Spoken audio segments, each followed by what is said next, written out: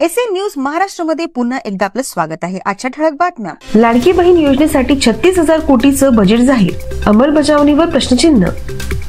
मुंबई महानगरपालिका निवडणूक, उद्धव गट आणि भाजपमध्ये थेट लढत शक्य। काँग्रेस नेतृत्वात बदल, हर्षवर्धन सपकाळ यांची नवीन जबाबदारी।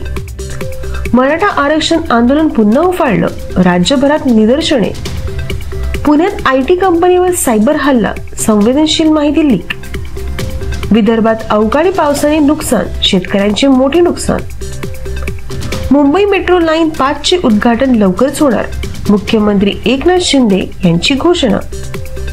एसटी महामंडळ संपाची शक्यता, पगारवाढीची मागणी। नाशिकमध्ये मोठा दारू साठा जप्त, 3 आरोपी अटकेत। लोकसभा निवडणूक प्रचार शिगेला, नेत्यांचे सभांमध्ये आरोप प्रत्यारोप। अशाच नवीन बातम्यांसाठी बघत रहा एसए न्यूज चॅनल महाराष्ट्र। धन्यवाद।